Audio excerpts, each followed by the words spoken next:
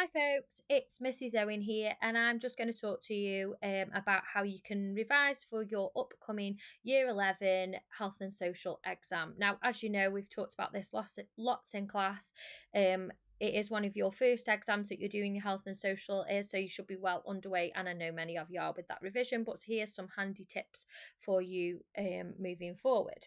So, as we've talked about lots, alongside the revision cards that we're doing in class, there's lots of other ways that you can revise, and some of these are through past exam papers, quizzing. I know we do a lot of quizzing in lesson, textbooks. Now I've got lots of textbooks available, so if any of you want to borrow those, you need to pop in and sign them out, as many of you already have. Flipped learning, which we've been doing, YouTube, which I'll talk to you in a few minutes about the best places to go and making sure we're getting the right information. Revision cards, we do a lot of these in lesson. Podcasts and Teams, which brings me nicely to your Teams channel. So this is basically your one-stop shop for all of your revision needs. So this is in your channel and it's in your files section. You will find that there is lots for revision and lots of exam technique videos in there. The exam videos here are set up for a walking talking mock. It will basically walk you through the exam, talking about command words, etc. But we'll talk more about that in the next video. Then we've got in the general is your class materials. So this is everything from component 1 and component 2, and then you've got component 3.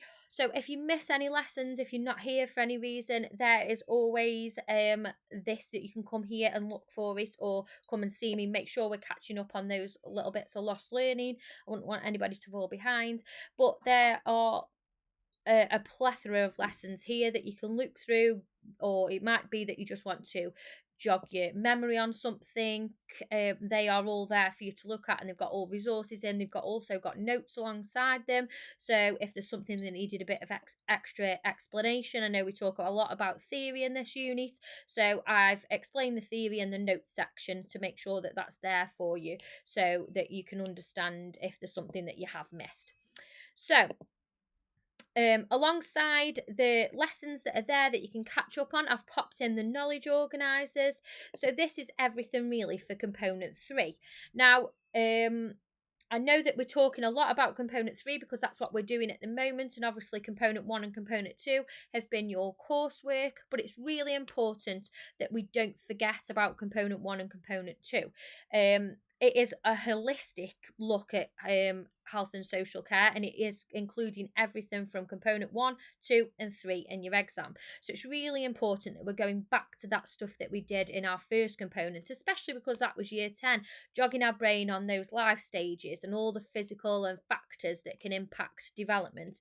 That's all going to be as part of your exam, so it's really important those are included there, so that you can have a look back and see if there's anything that you have forgotten or need to jog your memory on a little bit. So I've included all of the knowledge organisers for the whole of component 1, 2 and 3, and on those knowledge organisers it'll have things like your keywords, it'll have things like the key areas that we were looking at that point. All of these things will be really good revision tools for you to look back at, especially our keywords, because I talk to you all the time about talking like professionals and becoming those healthcare professionals that we want to be, and using those keywords is what comes across, and it's definitely come across in your coursework this time.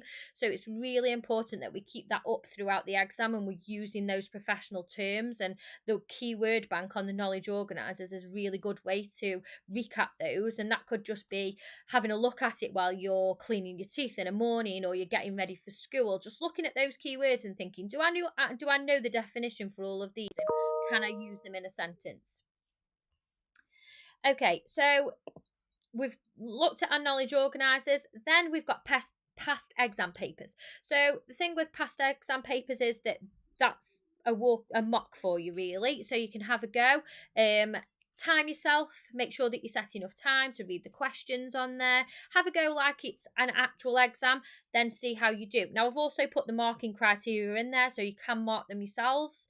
Get together, mark them at a lunchtime. You know that I'm available most lunchtimes. Most of you do come to me, so if you want me to mark a paper for you, I'm more than happy to mark those for you. But have a go. They are really good tools at knowing where you need to improve and if there's any areas that you need to go back and revise.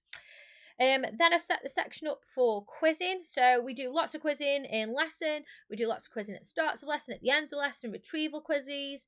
But there's some extra ones in here that are going to stretch that a bit further, and there's some quite fun ones there that you can have that are like a little bit of a game. So if you're fed up of reading from a textbook or doing an exam question, this is probably a better way to try and retain that information. They're only short, so they're not going to take a really long time, but they are going to help you retain that information.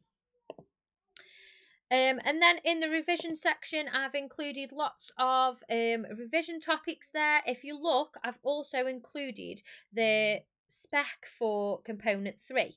So obviously this is what we are teaching currently now because you've just finished your coursework. So the spec there is going to help you look forward if you're having a look and look what we're looking into, but also there's a revision guide that Pearson has produced. Now this is really beneficial and it's really good to look at because this is course specific.